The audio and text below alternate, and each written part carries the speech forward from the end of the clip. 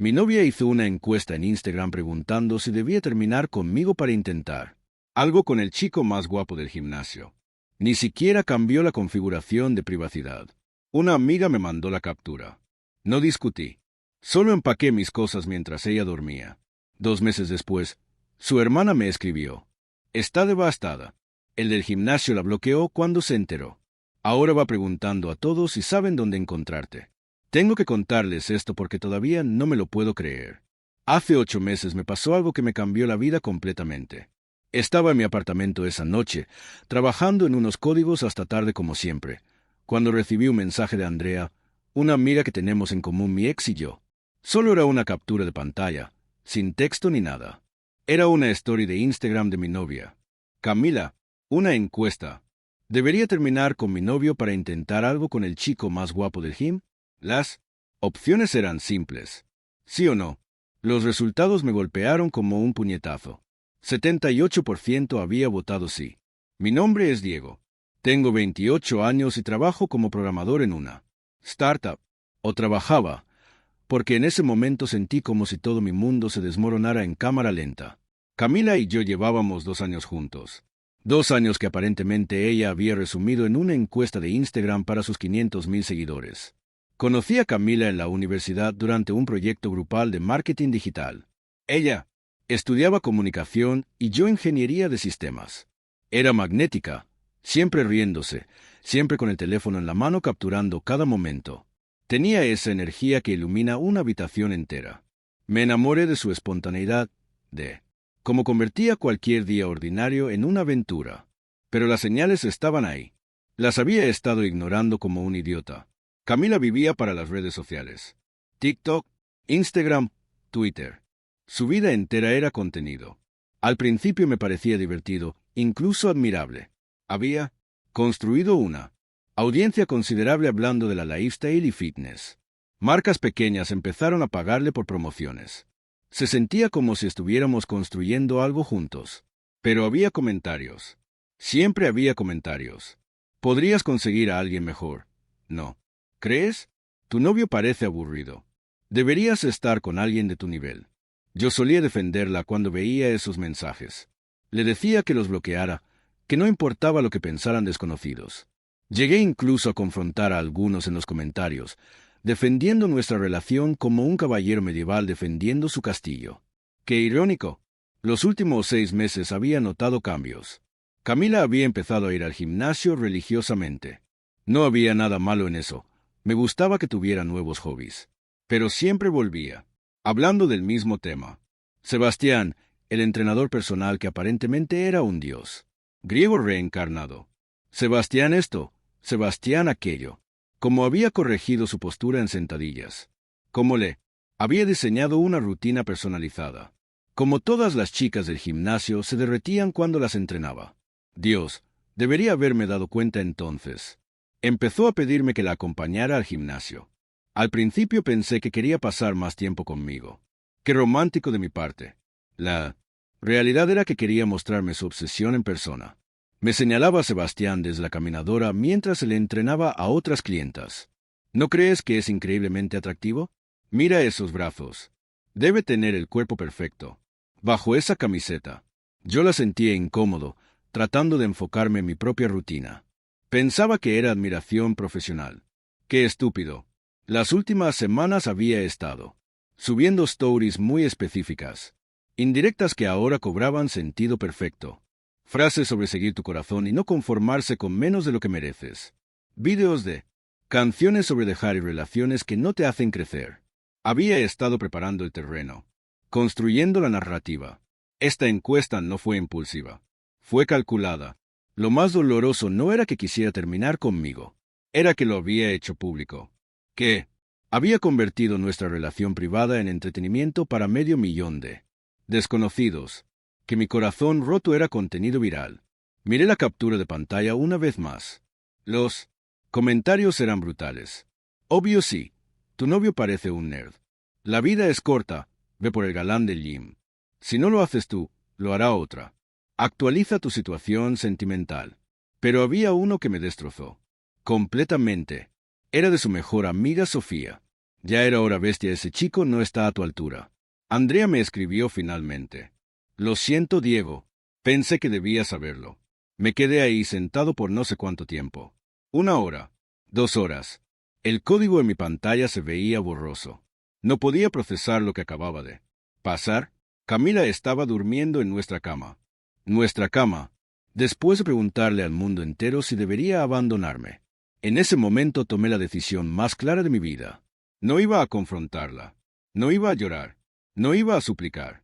No le iba a dar más contenido para sus redes sociales. Me levanté y caminé hacia el armario. Saqué una maleta y empecé a empacar lo esencial. Ropa para una semana. Mi laptop, cargadores, documentos importantes. Lo hice en silencio absoluto, como un fantasma recogiendo los fragmentos de su propia existencia. Cada prenda que doblaba era un recuerdo. La camisa que usé en nuestra primera cita. Los jeans que ella decía que me quedaban perfectos. El suéter que le había regalado en nuestro primer aniversario y que siempre se robaba para dormir. Todo se sentía surreal. Cuando terminé, me senté en el escritorio y escribí una nota. Algo simple, sin drama, sin acusaciones. Vi la encuesta. Respeto tu decisión. Te deseo lo mejor. Diego. La dejé sobre la mesa de la cocina, junto a las llaves del apartamento que habíamos compartido. Antes de irme, la miré dormir una última vez. Se veía pacífica, hermosa, completamente ajena al hecho de que su mundo también estaba a punto de cambiar. Porque yo sabía algo que ella no. Sebastián, el dios griego del gimnasio, tenía novia. Una novia seria de 3 años que había visto en sus historias de Instagram cuando investigué su perfil meses atrás por curiosidad. Camila no lo sabía porque estaba demasiado ocupada fantaseando para hacer investigación básica. Cerré la puerta suavemente y caminé hacia mi auto. Eran las 3:47 de la mañana, según mi teléfono. Manejé hasta la casa de Carlos, mi mejor amigo desde la universidad. Le había enviado un mensaje mientras empacaba. Emergencia.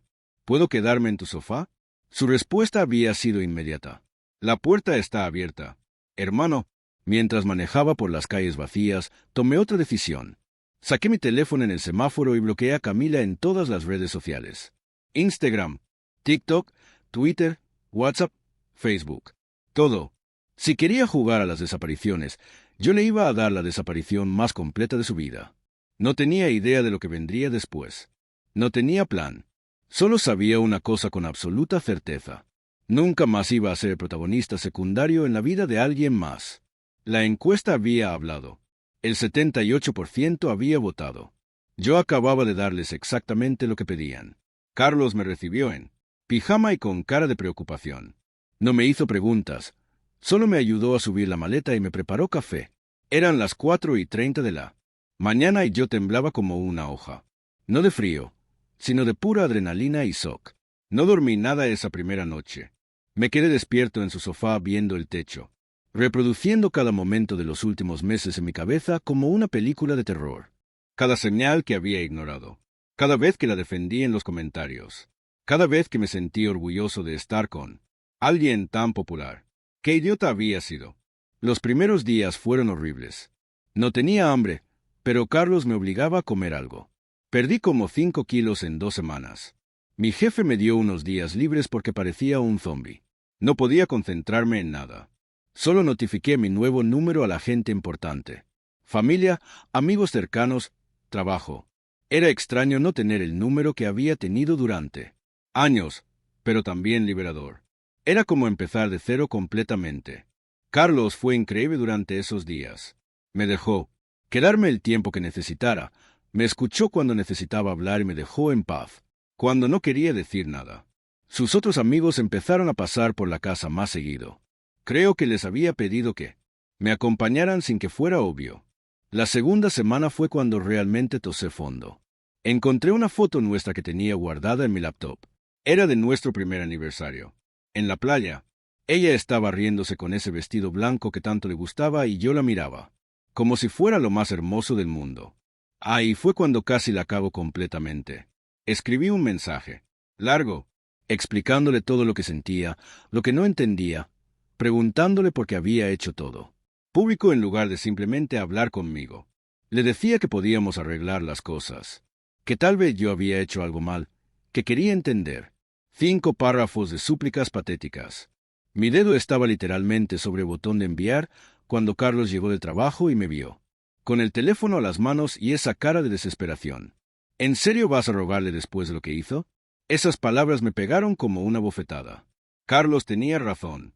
¿Iba a suplicarle a alguien que me había humillado públicamente? ¿A alguien que había convertido nuestro amor en una encuesta de entretenimiento? Borré el mensaje. No envié nada. Ese fue mi verdadero punto de inflexión. Al día siguiente llamé a un psicólogo. Si iba a salir de esto, lo iba a hacer bien. No quería ser el típico tipo que se vuelve amargado y empieza a odiar a todas las mujeres. Quería entender qué había pasado, qué parte era responsabilidad mía y cómo evitar repetir los mismos errores. Las sesiones me ayudaron mucho. Doctor Ramírez me hizo ver que yo había perdido mi identidad en la relación, que me había vuelto tan dependiente de la validación de Camila que había dejado de ser yo mismo, que había ignorado mis propias necesidades por complacerla. También empecé a hacer ejercicio en serio. No en el gimnasio donde ella iba, obviamente, sino en uno cerca de la oficina. Al principio era solo para desahogar la frustración, pero después me empezó a gustar. Me hacía sentir más fuerte, más en control. Ahí fue cuando empezaron a llegar los rumores. Miguel, un amigo en común, me escribió en la tercera semana. Aparentemente Camila había intentado contactar a Sebastián el mismo día que yo me fui. Le había mandado un DM súper directo diciéndole que acababa de terminar con su novio y que había estado pensando mucho en él. La respuesta de Sebastián fue brutal. ¿En serio hiciste una encuesta pública preguntando si dejara a tu novio por mí? ¡Qué patético! Tengo novia hace 3 años y esto está completamente fuera de lugar. No me vuelvas a escribir. La bloqueó inmediatamente. Miguel me mandó capturas de todo, porque Sebastián se lo había contado a medio gimnasio. Estaba indignado por haber sido usado en el drama público de una clienta loca. No voy a mentir. Sentí una satisfacción inmensa leyendo eso, pero también me dio pena por ella. Se había humillado públicamente para nada. Los rumores siguieron llegando durante las siguientes semanas, que había perdido varios seguidores después de que la historia se viralizara en grupos de chismes, que algunas marcas habían cancelado colaboraciones porque consideraban que el drama no era bueno para su imagen, que sus propias amigas estaban cansadas del tema, porque no hablaba de otra cosa. Mientras tanto, yo estaba empezando a florecer. Conseguí un proyecto importante en el trabajo. Mi jefe notó que estaba más enfocado, más creativo. Sin las constantes interrupciones de mensajes y llamadas de Camila, mi productividad se había disparado. También empecé a retomar cosas que había abandonado. La fotografía, que era mi pasión antes de conocerla. Los domingos de fútbol con los amigos, que había dejado porque a ella le parecían aburridos. Leer libros reales en lugar de estar pegado al teléfono viendo sus stories. Me inscribí en un grupo de hiking que había visto en Facebook. Necesitaba aire fresco y actividades nuevas. La primera salida fue a un cerro cerca de la ciudad. Era un grupo súper variado. Profesionales de distintas edades que simplemente querían desconectarse de la rutina. Ahí conocí gente increíble. Patricia, una arquitecta que me enseñó a identificar plantas en el camino. Roberto, un contador que resultó ser aficionado a la astrofotografía. Andrés, un médico que tenía las mejores historias del hospital. Y Ana. Ana era residente de pediatría. Tenía 27 años y una sonrisa que iluminaba el sendero completo. Pero lo que más me llamó la atención no fue su belleza, sino su tranquilidad. Caminaba a su propio ritmo. Ayudaba a otros cuando se quedaban atrás. Y tenía esta forma de escuchar que te hacía sentir que realmente te estaba prestando atención. La primera vez que hablamos fue durante un descanso en una cascada. Yo estaba tomando fotos del paisaje cuando ella se acercó y me preguntó sobre mi cámara. No de forma coqueta o forzada, sino con curiosidad genuina. Le conté sobre fotografía y ella me habló de su trabajo con niños en el hospital. Era tan diferente a cualquier conversación que había tenido en meses. No había segundas intenciones, no había performance para redes sociales, no había drama. Solo 2 personas conectando de forma natural. Durante las siguientes salidas empezamos a caminar juntos. Hablábamos de todo: trabajo, familia, viajes que queríamos hacer, libros que habíamos leído. Ana había leído más literatura clásica que yo, pero yo sabía más de ciencia ficción. Intercambiamos recomendaciones. Una tarde, después de una caminata particularmente desafiante, el grupo decidió ir a comer. Ana y yo nos quedamos hablando hasta muy tarde en el restaurante. Fue ahí cuando le conté sobre Camila y todo lo que había pasado. Su reacción me sorprendió. No se indignó por mi ex, no me dijo lo horrible que había sido, no trató de consolarme con frases vacías. Simplemente me escuchó y después me dijo algo que nunca voy a olvidar. Veces las peores traiciones nos redirigen hacia donde realmente necesitamos estar. No había juicio en su voz, no había lástima. Solo sabiduría tranquila de alguien que había vivido lo suficiente para entender que la vida tiene formas extrañas de llevarte donde tienes que ir. Esa noche manejé de vuelta a casa sintiendo algo que no había sentido en meses. Paz. No estaba pensando en Camila, no estaba rumiando el pasado. Estaba genuinamente emocionado por ver qué pasaría en la próxima salida del grupo. Pero el universo tenía más sorpresas preparadas. Una semana después, Miguel me escribió con noticias frescas. Camila había perdido un contrato importante con una marca de ropa deportiva. Al parecer, el community manager de la empresa había visto toda la situación de la encuesta y decidió que no era el tipo de imagen que querían para su marca. También me contó que había estado apareciendo en lugares donde sabía que yo frecuentaba. El café donde trabajaba a veces, el supermercado de mi barrio, incluso cerca de la oficina. Claramente me estaba buscando. Sus amigas más cercanas habían empezado a distanciarse. Sofía, la que había comentado que ya era hora de que me dejara, aparentemente ya no la seguía en Instagram. El drama constante y la obsesión con encontrarme habían agotado a todo su círculo social. Pero lo que más me impactó fue cuando Miguel me dijo que la familia de Camila estaba molesta con ella. Su hermana menor, Valentina, que siempre había sido como mi aliada en reuniones familiares, le había gritado por haber arruinado la mejor relación que había tenido. Sus papás, que me habían tratado como un hijo durante 2 años, estaban decepcionados de cómo había manejado todo. La habían criado con mejores valores que esos. 5 meses después de la encuesta, yo era una persona completamente diferente. Había perdido peso, ganado músculo, tenía nuevos amigos, un trabajo más exitoso y había redescubierto pasiones que creía perdidas. Tenía a Ana. No habíamos hecho nada oficial todavía, pero había algo creciendo entre nosotros, algo sano, orgánico, sin presión.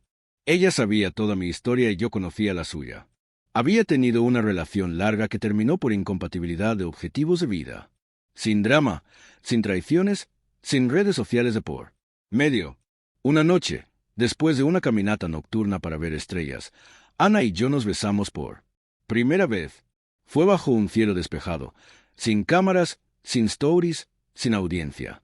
Solo nosotros dos y la inmensidad del universo.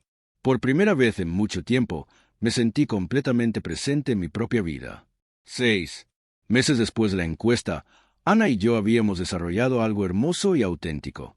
No era la pasión dramática y tóxica que había tenido con Camila, sino algo más profundo. Confianza mutua, respeto, comunicación real. Ana conocía toda mi historia desde el primer día y nunca me juzgó por haber estado con alguien así. Decidimos mantener nuestra relación privada al principio, no por vergüenza, sino porque queríamos construir algo sólido sin la presión externa. Ana no tenía redes sociales más allá de un Instagram privado con 200 seguidores, la mayoría colegas del hospital y familia. Era refrescante estar con alguien que vivía en el mundo real. Una tarde de sábado estábamos preparando la cena en mi nuevo apartamento cuando mi teléfono sonó. Un número que no conocía. Era Valentina, la hermana menor de Camila. Dudé antes de contestar, pero la curiosidad pudo más. Valentina siempre había sido la más entrada de la familia, estudiante de Derecho, muy madura para sus 22 años. Diego, soy Vale. Le rogué a Miguel hasta que me dio tu nuevo número. Espero que no te moleste que te llame. Su voz sonaba cansada, casi derrotada. Para nada, Vale.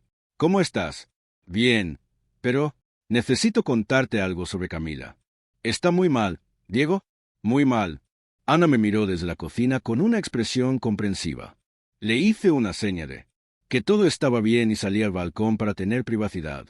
Valentina me contó toda la historia de los últimos meses. Después del rechazo de Sebastián, Camila había entrado en una espiral descendente que nadie había anticipado. El rechazo había sido público y humillante. Sebastián se lo había contado a medio gimnasio y la historia se había esparcido entre todos sus conocidos en común.